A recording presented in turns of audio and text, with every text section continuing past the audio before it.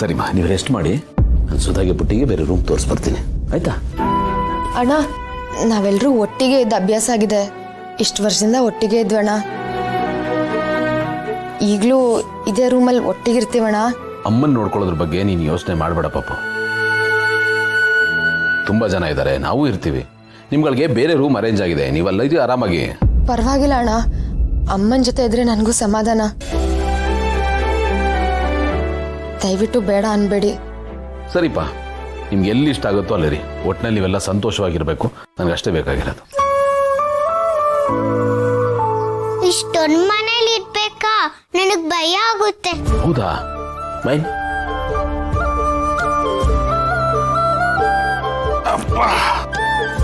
ನಿಮ್ಗೆ ಹೆದರಿಕೆ ಆಗುತ್ತಾ? ಯಾಕೆ? ಇಷ್ಟೊಂದು ಮನೆ ಅಲ್ವಾ, ನಾನು ಕಳ್ದೋಗ್ಬಿಟ್ರೆ?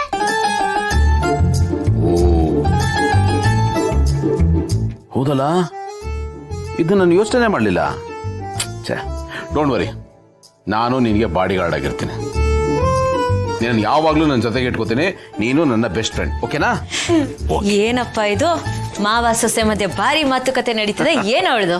ಇಷ್ಟು ದೊಡ್ಡ ಮನೆಯಲ್ಲಿ ನಾನು ಕಳೆದೋಗ್ಬಿಟ್ರೆ ಏನ್ ಮಾಡೋದು ಅಂತ ಪ್ರಶ್ನೆ ಮಾಡ್ತಾ ಇದ್ದು. ಅದಕ್ಕೆ ನಾನು ನಿನ್ ಜೊತೆಗೆ ಇರ್ತೀನಿ ಅಂತ ಆಶ್ವಾಸನೆ ಕೊಡ್ತಾ ಇದ್ದೆ. ಅಂತೂ ಮಾವನ್ಗೆ ಒಳ್ಳೆ ಶಿಷ್ಯ ಸಿಕ್ಕದು.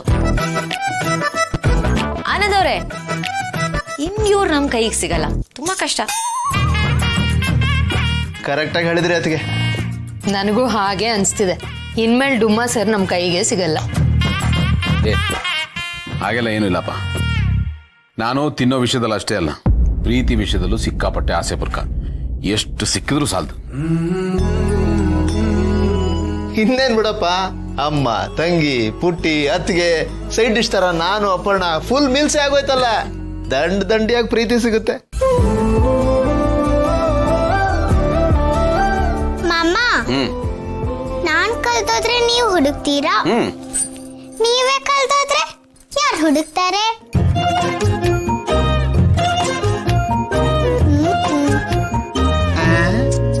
ಅತ್ತೆ ಹುಡುಕ್ತಾರೆ. ಏಯ್,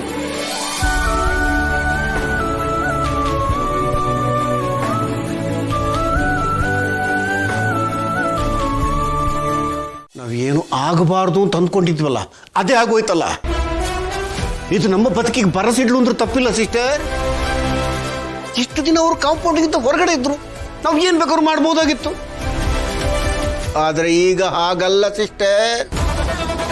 ಆ ದೌರ್ಭಾಗ್ಯ ಮತ್ತೆ ಸುಧನ್ನ ಟಿಪ್ಪರ್ಲಾಗ ಹಾಕಿದ್ರು ಮುಟ್ಟಕ್ಕೂ ಆಗಲ್ಲ. ಅವ್ರು ಈ ಮನೇಲಿ ಗಟ್ಟಿಯಾಗಿ ಬೇರ್ ಬಿಟ್ಟು ನಮ್ಮ ಬುಡ ಅಲ್ಲಾಡ್ಬಿಡ್ತಾರೆ ಸಿಸ್ಟರ್. ಸಿಸ್ಟರ್, ಅವಳು ನನ್ನನ್ನು ಕಂಡು ಹಿಡಿಲಿಲ್ಲ, ಅದ್ರ ಕ್ರಾಚಾರ ಕೆಟ್ಟು ನಿನ್ನೇನಾದ್ರು ಕಂಡು ಹಿಡಿದ್ಲ? ನಿನ್ನ ಪರಿಚಯ ಸಿಕ್ತ ಅವಳಿಗೆ? ಗೊತ್ತಿಲ್ಲ ಅಣ್ಣ, ಆದರೆ ಅವಳು ನನ್ನನ್ನು ನೋಡಿದ ತಕ್ಷಣ ಒಂಥರ ಆಡಿದ್ಲು. ಅದೇ ನನಗೆ ಯೋಚನೆ ಆಗಿರೋದು. ಅವಳು ನನ್ನನ್ನು ಮರ್ತಿಲ್ಲ ಅಂತ ಅನ್ಸುತ್ತೆ ಅಣ್ಣ. ಅವಳು ಆಡಿದ್ ನೋಡಿದ್ರೆ ನನಗೆ ಹಾಗೆ ಅನಿಸ್ತು. ಓ ಸಿಸ್ಟರ್, ನಿನ್ನನ್ನು ನೋಡಿ ಆ ಥರ ರಿಯಾಕ್ಟ್ ಮಾಡಿದಾಳಂದ್ರೆ ನೀನು ಅವಳಿಗೆ ನೆನಪಿದೆಯಾ ಅಂತಲೇ ಅರ್ಥ. ಅವಳಿಗೆ ಬುದ್ಧಿ ನಟ್ಟಿಗಿಲ್ದಿರ್ಬೋದು, ಆದ್ರೆ ಅವಳ ಮನಸ್ಸಿನ ಯಾವುದೋ ಒಂದು ಕಾರ್ನರಲ್ಲಿ ನಿನ್ನ ನೆನಪಂತೂ ಗಟ್ಟಿಯಾಗಿದೆ. ಹಾ ಅಣ್ಣ, ಅವಳಿಗೆ ನನ್ನ ನೆನಪಿದೆ ಅಂತ ಅನ್ಸುತ್ತೆ. ಆದರೆ ಒಂದು ಸಮಾಧಾನ ಏನಂದರೆ, ಅವಳು ಏನೂ ಬಾಯಿ ಬಿಟ್ಟು ಹೇಳೋ ಪರಿಸ್ಥಿತಿಯಲ್ಲಿಲ್ಲ. ಅವಳು ಎಲ್ಲಿವರೆಗೂ ಹೀಗಿರ್ತಾಳೋ ಅಲ್ಲಿವರೆಗೂ ನಾವು ಸೇಫ್. ಅವಳು ಬಾಯಿ ಬಿಟ್ಟಿದ್ದ ದಿನ ನಮಗೆ ಕಷ್ಟ ಆಗತ್ತೆ. ಹಾಗಾಗದೇ ಇರೋ ಥರ ನಾವು ಏನಾದರೂ ಒಂದು ಮಾಡಲೇಬೇಕು. ಏನು ಮಾಡೋಕ್ಕಾಗತ್ತೆ? ಏನು ಮಾಡೋಕ್ಕಾಗತ್ತೆ? ಅವ್ರು ಹೊರಗಡೆ ಇದ್ದಾಗ ನಮ್ಮ ಮುಂದೆ ಬೇಜಾನ ಅವಕಾಶಗಳಿತ್ತು, ಆಗ ಏನು ಕಿಸ್ಯಕ್ಕಾಗಿಲ್ಲ. ಈಗ ಅನುಭವಿಸ್ಬೇಕು ಸಿಸ್ಟರ್ ಅಷ್ಟೇ. ಅವಳು ಗೌತಮ್ ದಿವಾನ್ ಭದ್ರಕೋಟೆಯಲ್ಲಿ ಭದ್ರವಾಗಿದ್ದಾಳೆ. ಈಗ ಅವಳನ್ನ ಮುಟ್ಟಕ್ಕಾಗತ್ತಾ? ಕನಸಿನ ಮಾತು. ಸುಮ್ಮನಿರ್ಬೇಕಷ್ಟೇ, ಬಂದದ್ದೆಲ್ಲ ಬರಲಿ. ಅಯ್ಯೋ ದೇವ್ರೆ. ಇಲ್ಲ ಅಣ್ಣ, ನಾವೇನಾದರೂ ಒಂದು ಮಾಡಲೇಬೇಕು. ಇದು ನಮ್ಮ ಸಾವು ಬದುಕಿನ ಪ್ರಶ್ನೆ. ನಾವಿಲ್ಲಿ ನೆಮ್ಮದಿಯಾಗಿರ್ಬೇಕು ಅಂದರೆ ಅವಳಿಗೊಂದು ಗತಿ ನಾವು ಕಾಣಿಸ್ಲೇಬೇಕು. ಆದ್ರೆ ಹೇಗೆ? ಸ್ವಲ್ಪ ಯಾಮಾರಿ ಯಾರಿಗಾದ್ರೂ ಡೌಟ್ ಬಂದ್ರೆ ನಮ್ಮ ಕತೆ ಅಷ್ಟೇ. ನಮ್ಮ ಅಂತ್ಯಕ್ಕೆ ನಾವೇ ಮುನ್ನುಡಿ ಬರ್ಕೊಂಡಂಗಾಗತ್ತೆ.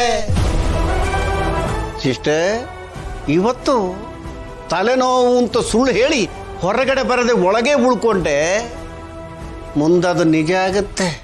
ಆ ದೌರ್ಭಾಗ್ಯನಿಂದ ನಿನ್ನ ತಲೆನೋವು ಪರ್ಮನೆಂಟ್ ನಿನ್ನ ಜೊತೆಗೆ ಇರುತ್ತೆ ಸಿಸ್ಟರ್. ಅದಕ್ಕಿಂತ ದೊಡ್ಡ ತಲೆನೋವು ಇನ್ನೊಂದಿದೆ. ಇಡೀ ಮನೆಯವರೆಲ್ಲ ಖುಷಿಯಾಗವ್ರೆ. ಭಾವನವ್ರ ಅಮ್ಮ ತಂಗಿ ಎಲ್ಲ ಬಂದವ್ರೆ. ಮನೇಲೊಂಥರ ಹಬ್ಬದ ವಾತಾವರಣ ಐತೆ. ಇಂಥ ಸಮಯದಾಗೆ ನಿಮ್ದೇನ್ರಿ ಟೆನ್ಷನ್ನು? ಆಮಲಿ ನೀನು ಹೇಳೋದು ಕರೆಕ್ಟೇ. ಎಲ್ಲರೂ ಖುಷಿಯಾಗಿದ್ದಾರೆ, ಆದರೆ ನಾನು ಮಾತ್ರ ಹಿಂಗೆ ಟೆನ್ಷನ್ ತೊಗೊಂಡು ಓಡಾಡ್ತಿರ್ತೀನಿ. ಏನು ಮಾಡೋದ್ಮಲ್ಲಿ ಇವಾಗ ನಾನು ಕರೆಕ್ಟ್ ಆಗಿದ್ರು ನಮ್ಮ ಕೈ ಕೆಳಗಡೆ ಕೆಲಸ ಮಾಡೋದು ಕರೆಕ್ಟ್ ಆಗಿರ್ಬೇಕಲ್ಲ. ಅವ್ರುಗಳು ಇರೋದೇ ಕರೆಕ್ಟ್ ಟೈಮ್ಗೆ ಕೈ ಕೊಡೋದಕ್ಕೆ ಅಂತ ಮಾಡೋ ಕೆಲಸ ಬಿಟ್ಬಿಟ್ಟು ನಮಗೆ ಟೆನ್ಷನ್ ಕೊಡೋದನ್ನೇ ಕೆಲಸ ಮಾಡ್ಕೊಂಡ್ಬಿಟ್ಟಿರ್ತಾರೆ. ಒಂದೊಂದ್ಸಲ ಹೆಂಗ್ ಅನ್ಸ್ಬಿಡುತ್ತೆ ಅಂತಂದ್ರೆ ಕಂಪ್ನಿ ಓನರ್ ಆಗೋ ಬದಲು ಎಂಪ್ಲಾಯ್ ಆಗ್ಬಿಟ್ಟಿದ್ರೆ ಕರೆಕ್ಟ್ ಆಗಿರ್ತಿತ್ತಲ್ಲ ಅನ್ಸುತ್ತೆ. ಅದು ನಿಜಾನೇ ಅನ್ನಿ. ಈ ಕೆಲಸ ಮಾಡೋದಕ್ಕಿಂತ ಕೆಲಸ ಮಾಡ್ಸೋದೇ ದೊಡ್ಡ ಕೆಲಸ. ಹಾ, ಕರೆಕ್ಟಾಗಿ ಹೇಳಿದೆ ಮಲ್ಲಿ. ಇವಾಗ ನೀನು ನನ್ನ ಅರ್ಥ ಮಾಡ್ಕೊಂಡೆ ರೀ. ಭಾವನವರು ಅದೆಷ್ಟು ಖುಷಿಯಾಗವ್ರ ಅಲ್ವಾ? ಅವ್ರು ಖುಷಿಯಾಗಿರೋದನ್ನ ನೋಡೋದೇ ಒಂದ್ ದೊಡ್ಡ ಖುಷಿ. ಪಾಪ ಇಷ್ಟು ವರ್ಷ ಅದೆಷ್ಟು ನೊಂದ್ಬಿಟ್ರೋ ಏನೋ ಅಲ್ವಾ? ಆಮೇಲೆ ನೋವಾಗದೇ ಇರುತ್ತಾ? ಹಾಗೆ ಆಗುತ್ತೆ. ಅದು ಅಲ್ದೆ ಅದ್ ಯಾರೋ ಪಾಪಿ ನನ್ ಮಕ್ಳು ನಿಮ್ ತಾಯಿ ಸತ್ತೋಗಿದ್ದಾರೆ ಅಂತ ಎಲ್ಲ ಕಡೆ ಪುಕಾರ ಹಬ್ಸಿ ಇವ್ರ ಕೈಲಿ ಪಿಂಡನು ಬಿಡಿಸ್ಬಿಟ್ರು. ನನ್ಗದನ್ನೆಲ್ಲ ನಿಲ್ಸ್ಕೊಂಡ್ರೆ ಅದ್ ಎಷ್ಟು ಮೈ ಉರಿಯುತ್ತೆ ಗೊತ್ತಾ ರೀ? ಅವರೆಲ್ಲ ಮನುಷ್ಯರೇ ಅಲ್ಲ, ಅವರು ವಿಷ ಜಂತುಗಳು. ಅವ್ರೇನಾದ್ರೂ ನನ್ ಕೈಗೆ ಸಿಗ್ಬೇಕು ರೀ, ಬೋಡಕ್ ಬಿಸಿನೀರ್ ಕಾಯಿಸ್ಬಿಡ್ತೀನಿ. ಏ ಮಲ್ಲಿ, ಬಿಡು ಹೋಗ್ಲಿ. ನೀನ್ ಯಾಕೆ ಹಿಂಗ್ ರೋಜ್ ಕೇಳ್ತಾ ಇದೀಯಾ? ಅವ್ರೇನೋ ತಪ್ಪು ಮಾಡಿದ್ರು ಅಂತ. ಇವಾಗ ಯಾರೇನೇ ತಪ್ಪು ಮಾಡಿದ್ರೇನು, ಪಿಂಡ ಬಿಟ್ರೇನು, ಕಾರ್ಯ ಮಾಡಿದ್ರೇನು, ಮನೆಗೆ ಬಂದು ಸೇರ್ಕೊಬೇಕಾದವರು ಸೇರ್ಕೊಂಡಾಯ್ತಲ್ಲ. ಇದಕ್ಕಿಂತ ಇನ್ನೇನ್ ಬೇಕು ಮಲ್ಲಿ? ಈಗ ಪಿಂಡದ ವಿಷಯ ಬಿಡು, ಈ ಗಂಡನ ವಿಷಯ ಕೇಳು. ನಂಗೆ ತಲೆನೋವ್ತಿದೆ ಸಿಕ್ಕಾಪಟ್ಟೆ ಮಲ್ಲಿ. ನೀನು ಕಾಫಿ ಚೆನ್ನಾಗಿ ಮಾಡ್ತೀಯಲ್ಲ, ನಂಗೊಂದು ಲೋಟ ಕಾಫಿ ಮಾಡ್ಕೊಡ್ತೀಯಾ? ಅಯ್ಯೋ, ತಲೆನೋಯ್ತಾಯ್ತಾ? ಸರಿ ಬನ್ನಿ, ನಾನು ಕಾಪಿ ಮಾಡ್ಕೊಡ್ತೀನಿ. ಹಾ ಸರಿ ಆಯ್ತು.